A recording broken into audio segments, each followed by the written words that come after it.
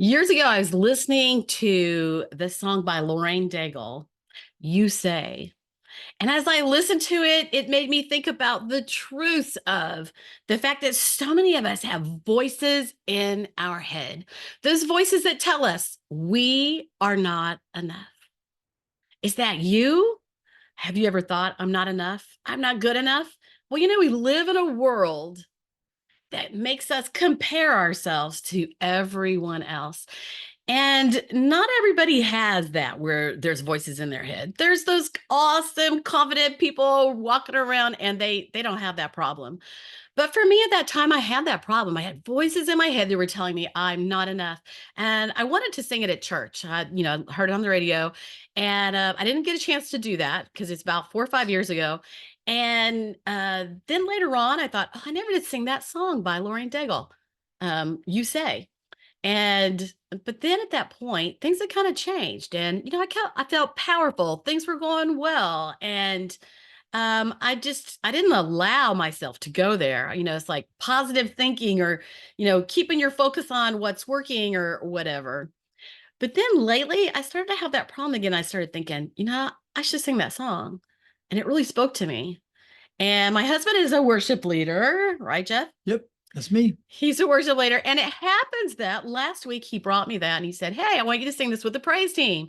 And I'm like, oh my gosh, I've been meaning to sing that. And I just feel like it's a powerful song. So I'm telling you that today because the name of this podcast is Navigating Love's Frustrations. Yes, navigating love's frustrations, because as much as you love your spouse, there are always challenges. So today we're going to be looking at emotions, and I'm actually going to share with you the predictability of emotions. And whatever your top emotion is, and whatever your spouse's top emotion is, that is what leads your conversations, your frustrations. It leads how they feel about things. It leads how they respond to you.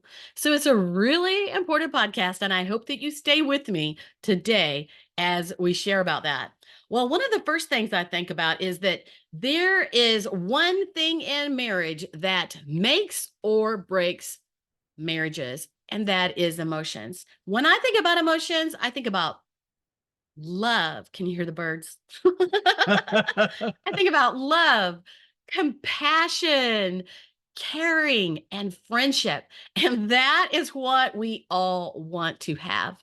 But when emotions start to take over, then there's explosions, there's trouble, and that's where we're going today. All right, so I'm going to give you 4 areas, and I have a free gift for you, and it is on my webpage, The Extraordinary Marriage, www.theextraordinarymarriage. And guess what? You don't even have to enter your email in it because I want you to have it.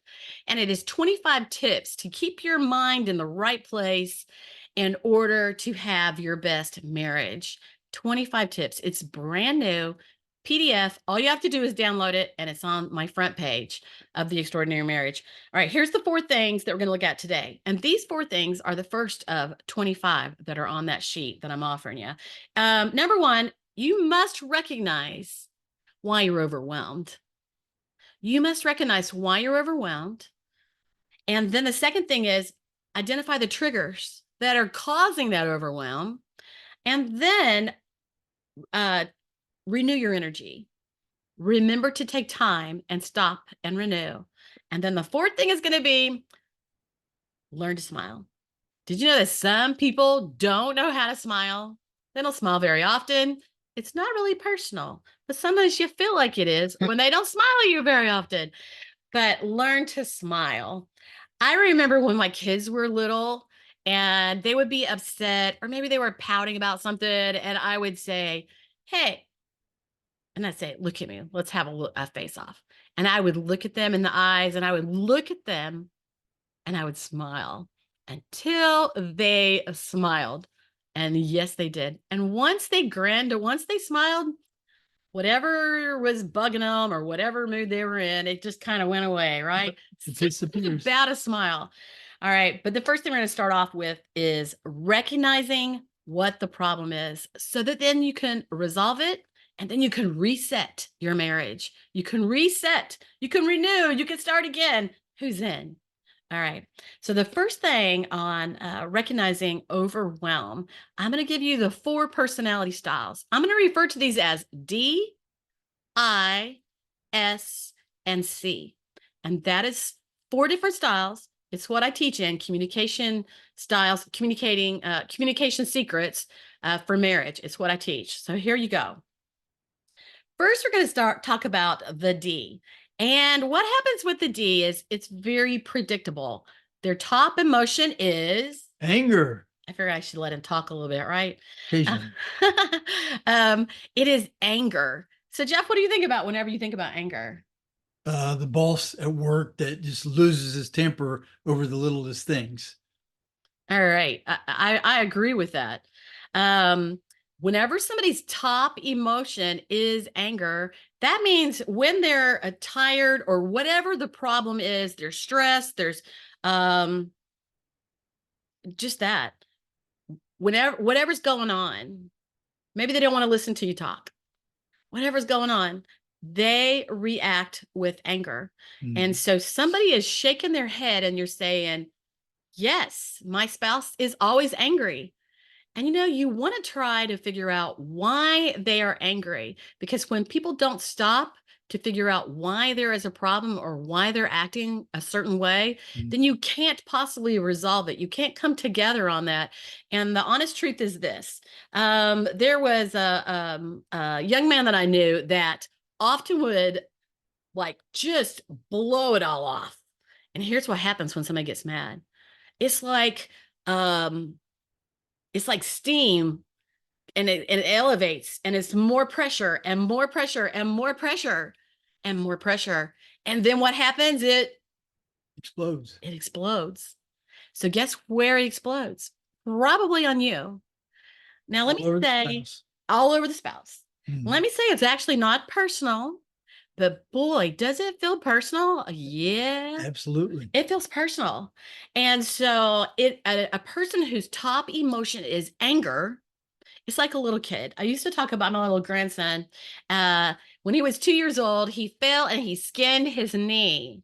Well, I thought he started to cry, but instead he stood up and he was looking at his knee. And I was thinking, that's weird. He's not even crying. And then he was mad because he had skinned his knee. He was hurt. And so he was mad. And knowing the top emotions like this, let me know right away that he probably has a little bit of D in his personality. It might not be the whole picture, but he Mhm. has a little bit of D in his personality because he was angry. Because most kids do what? Cry. They cry, right? Absolutely. So a D doesn't cry, they get mad. Mhm. And so maybe the kids are running around causing a problem, and a mom or dad is tired, or somebody wants to talk, or there's bills coming in. I mean, think about the things that cause pressure in our lives and cause stress. Well, when there's pressure, when there's stress, the D explodes. They explode on whoever. A lot of people do that at work. They explode on whoever at work. They explode when they're driving their car. And you think, what is the matter Road with that rage. person, right? Yeah, exactly. They explode, but it's their top emotion. And so if that is someone's top emotion, it's so important to recognize that so they can figure out how to regulate that, because anger ruins relationships. Absolutely. Anger ruins relationships because do you feel loved if somebody's screaming at you? Not usually. No, we all yell once in a while, right? But that reminds me of something too. That same D personality, it may be that they are the subordinate at work and they can't say anything. They have to keep it all bottled up. And so all the way home, they have road rage or they're angry with people in front of them because they can't explode and say anything to them. They're just in the way.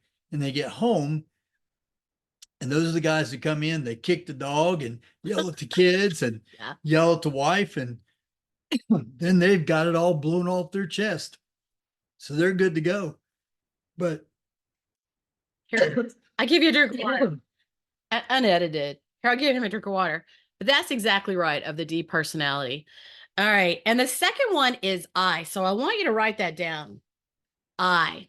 So we talked about the D. Now we're going to talk about the I. And the I, their top emotion is, are you ready for it? Optimism. And whenever I say that, it's like, I'm actually a high I. And so when you tell somebody my top emotion is optimism, they're like, yeah, right. Tell the truth, right? What is it really? So, but the high I really has optimism. And that means like whatever the situation is, whatever's going on, they look at the good side. So, yeah, the person who is a high I, they look at that high D who's exploded all over them, like thrown, you know what, all over the room, all over them. Now they walk away feeling better. The high I, they're so devastated, but at the same time, they're very forgiving. So they eventually forgive it. And optimistically, they look at whatever is good in the marriage. They look at whatever is good going on. They just look at all the good. But the high eye is not perfect either. And what happens is they get sarcastic. And so when you're talking or you're fussing or something's going on, they start to get sarcastic. Yep. Whenever they're stressed or they're frustrated. There again, that's not about you, that's about them. And when you start to recognize that that's why they're getting sarcastic, then you understand, well, what's really the problem? What is really the problem? And the high I, they always need to talk it out. That means don't go to bed angry. Isn't that right, honey? That's exactly right. Because it festers during the night if they don't get to talk it out and resolve it. They have that need to resolve it. How do I know? Because I am one. There's transparency, right? That's true. All right. So I know you are one after 45 years of marriage. yes, 45 years. Oh my gosh. Anyway, the third of the personality styles is the S. So we're looking at the top emotion. And guess what? The S is unemotional. Now, what does that mean? Does that mean that S doesn't have any feelings or thoughts for people? No, not in the least. In fact, they have lots of feelings for people. All right, Jeff says that because he is a high S. And he is not emotional, and that means that when someone is yelling, when there is stuff going on around him, adversity or whatever, he's the cool head. That means he doesn't emotionally get involved. Like I immediately am emotional and I emotionally get involved, but he tries to stay in that place, and he typically is non-emotional. I remember there was a friend of mine when the kids were small, and she had twin boys, plus two more boys, twin boys plus two more boys, and they were running around her feet and making a lot of noise, putting out a lot of energy, like kids do. And I said to her, gosh, does that ever like get to you a little bit? Because when we're young moms, like we're stressed out with our kids. I'm a grandparent now, I have more patience. But when we're raising our kids, we're stressed out by our kids because we get low on energy. We haven't done something for ourselves. We're on duty 24/7, and we get tired. And when you're tired, you get emotional. Think about it. If you have a night where you don't get good sleep, well, you get emotional. Well, the S being unemotional, they're not going to get upset as easily, and they're not going to yell, and they're not going to do anything like this.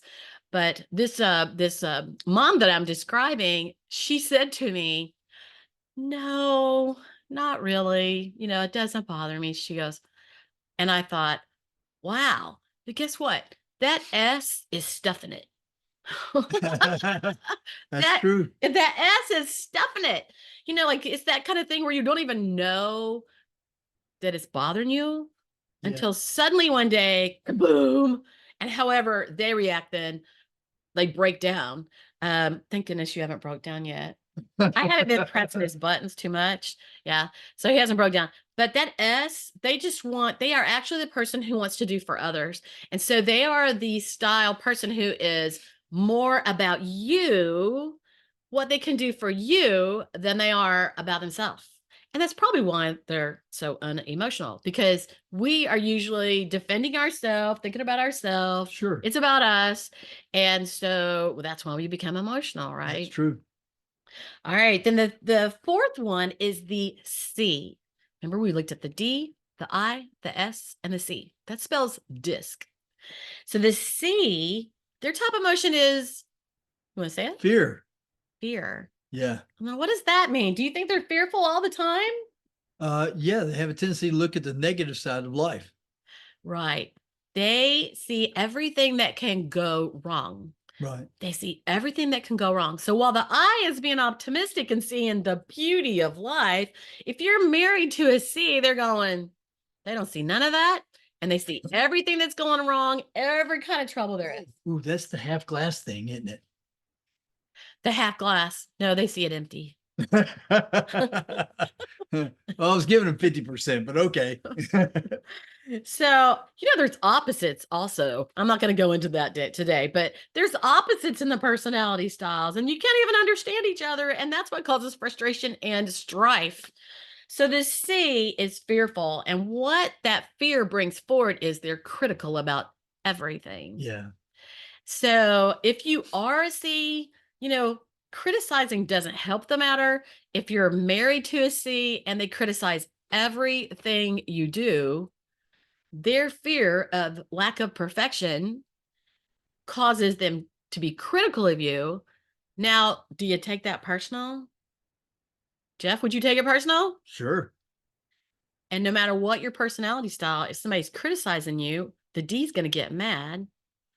The I's going to try to be optimistic, but it's eventually they're going to get sarcastic. And the S, they're going to be unemotional. So the S might be yelled at, the S might be criticized. And guess what? Remember I said they stuff it?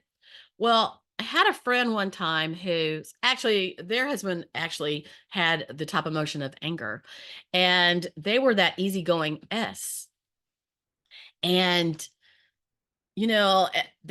that D would come in and they had stuff at work going on and they would be angry all the time. And they would blast their precious sweet wife who was an S. And that wife listened and she took it. And, it hurt her feelings a little bit, but she didn't fight back and she didn't say anything at all. But guess what happened? Some months went by, several years went by. And one day she decided, I'm not taking that no more. See, she wouldn't defend herself and she wouldn't say anything about it. But eventually something breaks, something pops. And she thought, I'm not doing that anymore. And so she started calling around. She started putting her money in a savings account. She started calling around so that she could find an apartment somewhere to stay. And then one day her husband came in from work and she goes, I'm leaving. And he's like, what? Like, he didn't even know there was anything wrong. Why? Because he was very into himself and he wasn't paying any attention to her needs or what she wanted or Right. how he was treating her. And so she made plans to leave. Now, it does happen that they did reconcile and they went to therapy, a counselor, and they found out what was causing the problem. Because see, she couldn't tell him. She couldn't defend herself. She didn't tell him. You're blasting me all the time. Life is miserable. She didn't tell him. So she was done. Mhm. But most of the time when those people who suddenly they don't tell you and suddenly it's over, and they're not going to give you another chance Right. because they waited forever. They endured the problems and they're done. So that's C. It's fear. And so they're critical. Do you like to be criticized? No, I, sh- nobody likes to be criticized. I sure don't. No.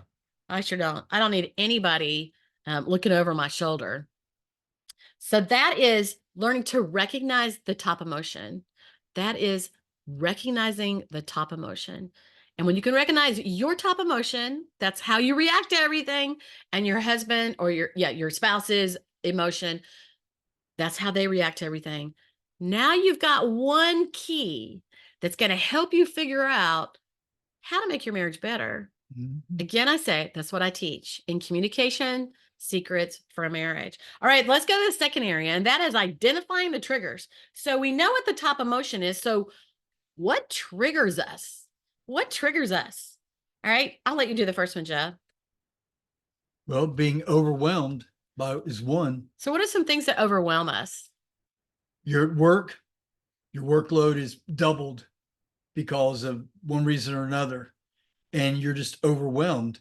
And what happens is you come home, and sometimes it doesn't matter what the personality is, there's going to be some kind of a reaction, or there's a chain reaction, because you're feeling frustrated because you can't get everything done. But you come home, and instead of simply saying, honey, I'm really overwhelmed at work, we don't do that. I'm an S. I keep it all inside.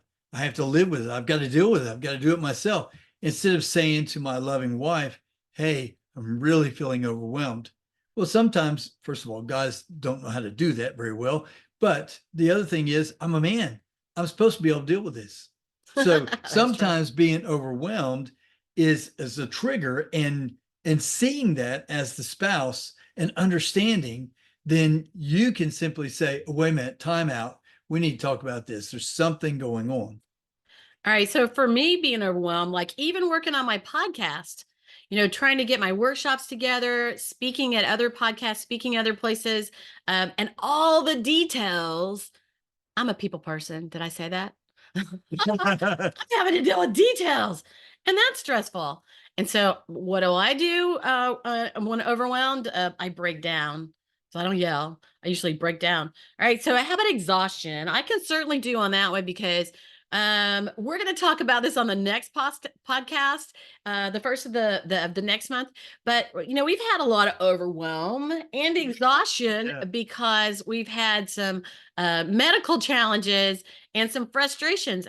And that meant that like up and down all night, man, when you don't get your sleep, you may have a baby, right? Whenever you don't get your sleep, you can't think, you can't make good decisions.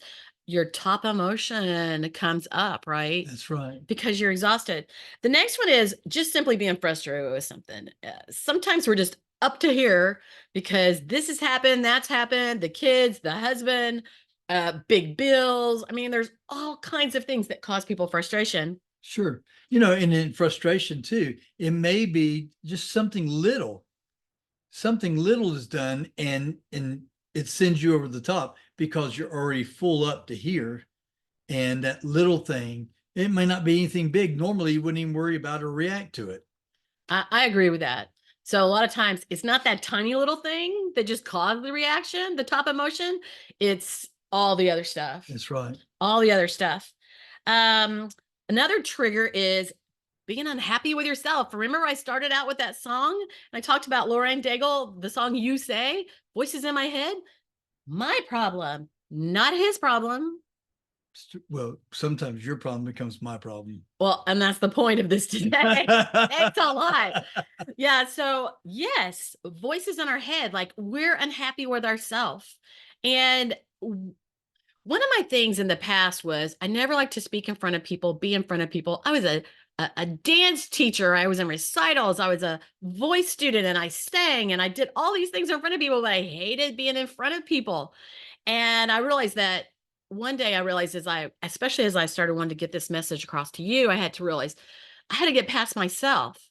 Well, it's not really that I was selfish or just paying attention to myself all the time, but I didn't realize my discomfort being in front of people sometimes that I paid too much attention to myself. And I began to focus more on you because I wanted to get a message out to you. So I Mhm. had to forget myself.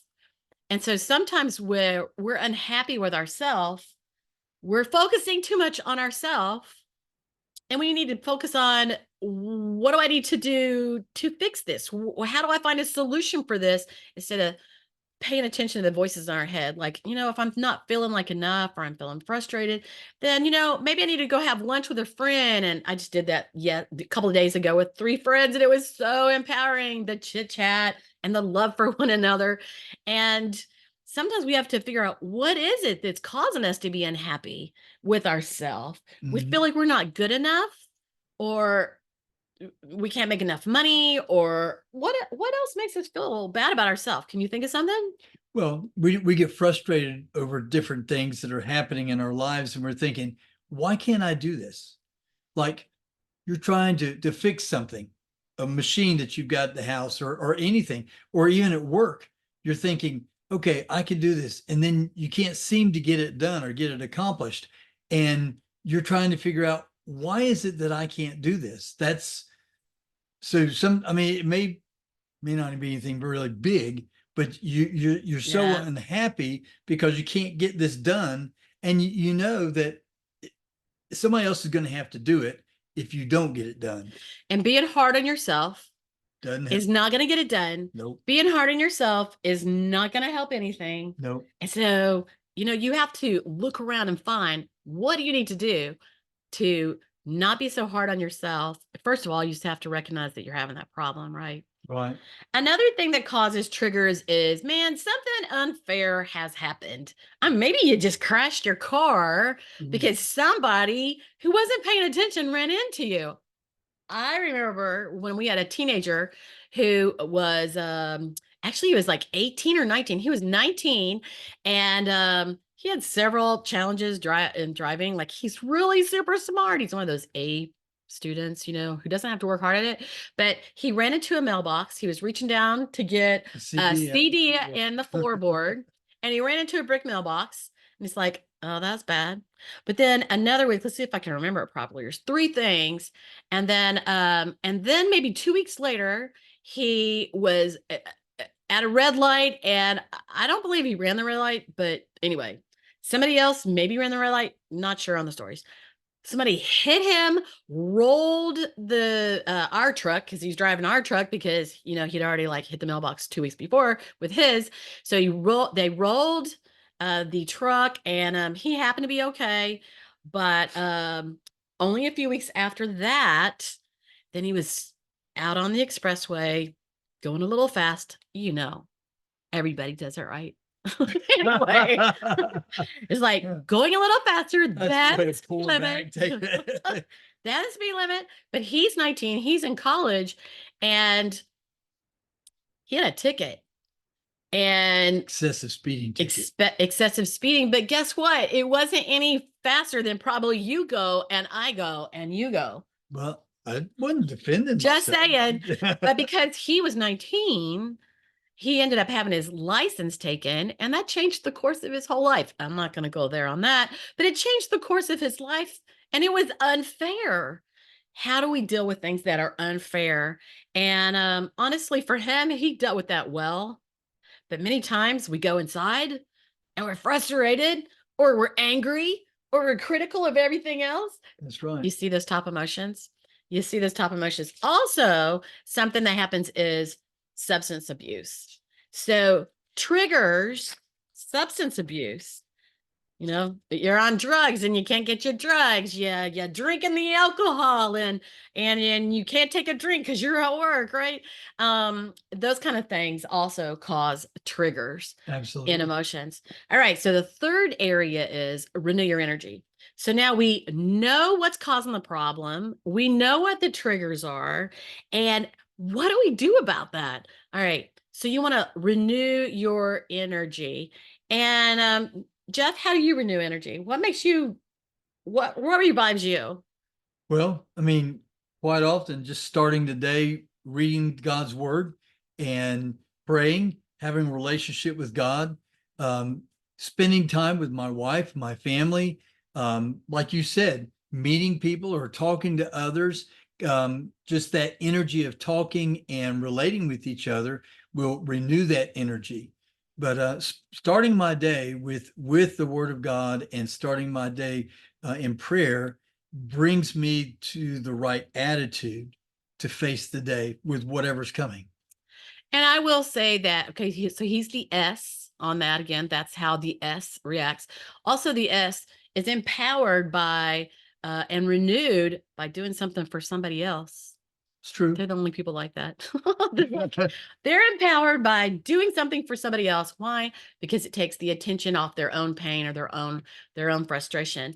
True. There is the Pareto principle, and it is used in business a whole lot, but it's great in everything. And it's the 80-20 rule. And in marriage, that would be that 80% of your marriage can be wonderful. 80% of your marriage can be great. But when 20% of your marriage is somebody flying off the, what's the word for that? Handle. I have trouble with those little sayings. Flying off the handle 20% of the time, blasting you with anger, criticizing you, being sarcastic. You know, whenever that happens, that 20%, it just crushes the other 80%. I call that deposits and withdrawals. And 80% can be wonderful, but when 20% is so bad, it just sucks the energy out of your relationship.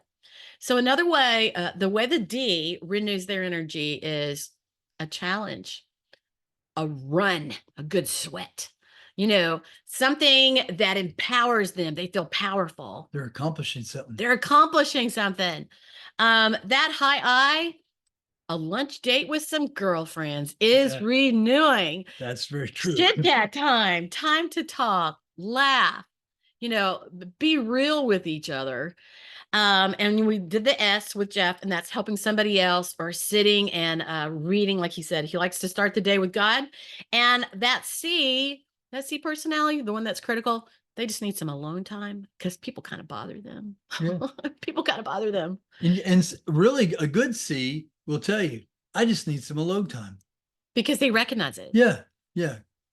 So recognizing your emotion, recognizing what you need allows you to find solutions, Right. find ways. And when you find ways around these top emotions and these problems, then, you can renew your marriage. You can reset your marriage. You can make it better.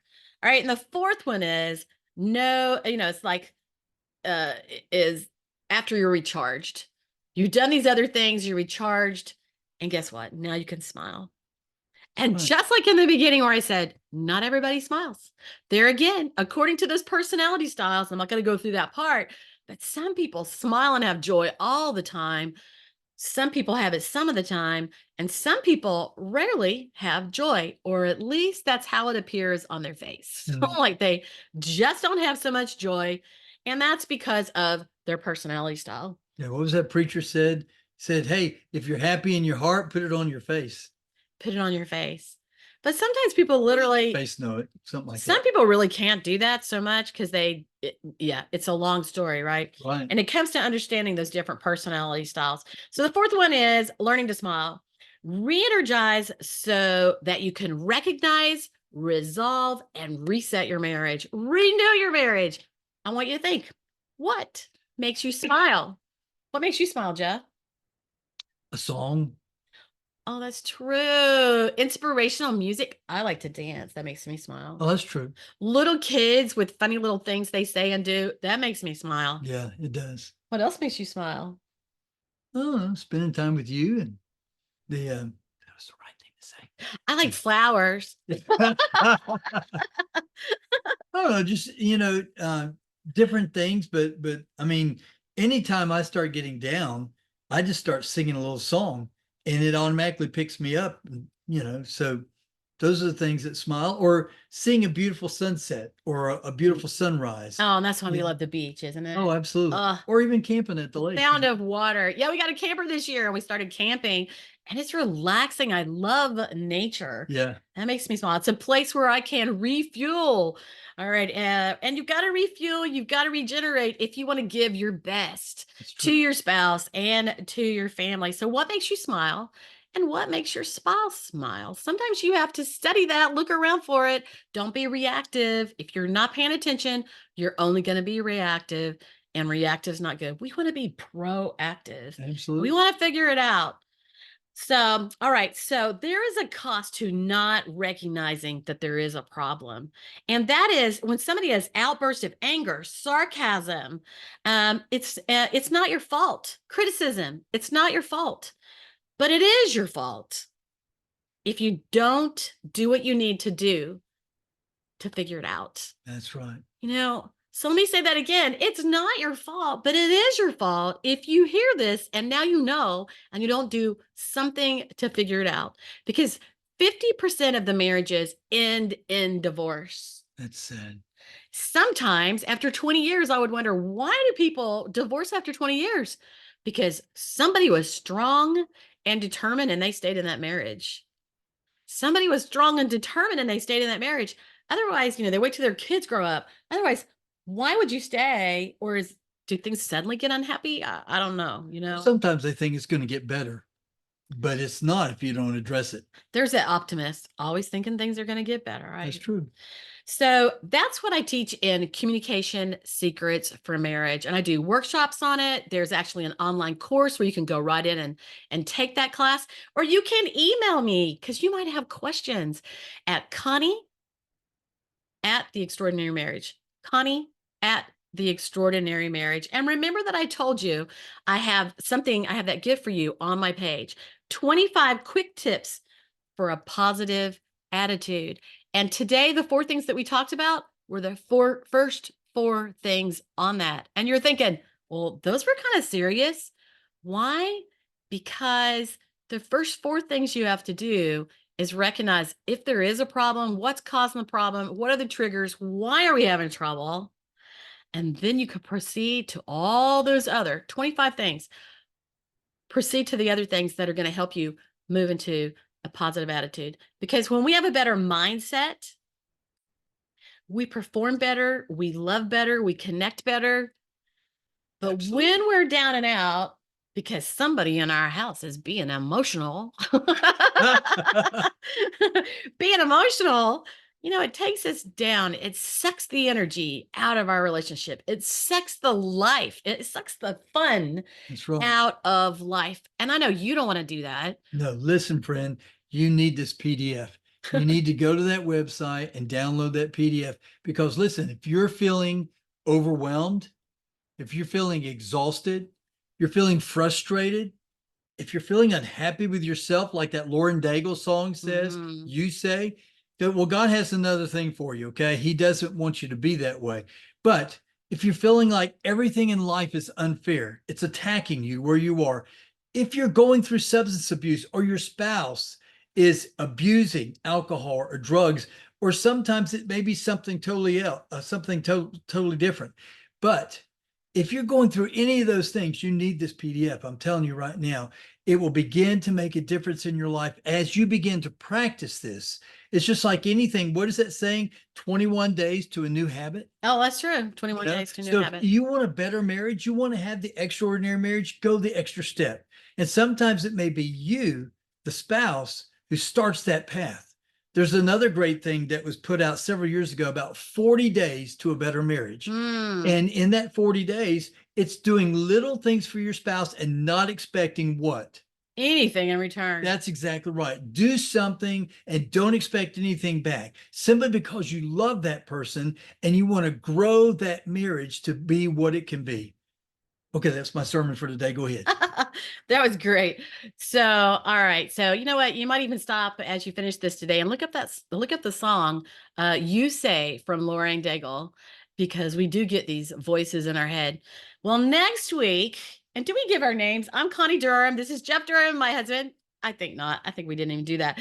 But next week, I have a young woman who is going to share. I met her at one of my business meetings, sharp young woman, and as we started to talk and I talked about what I did, she said, "Oh gosh, well, we've been married a while now and everything's great." But she said, "Oh, our first year." And so I get to learn whenever you learn about her first year. But, either people get along great because they're real considerate and thoughtful and their personalities match up good that first year, or there's fireworks. And there's a lot of people out there. Their first year of marriage is fireworks. So I hope you'll join me next week for The Extraordinary Marriage.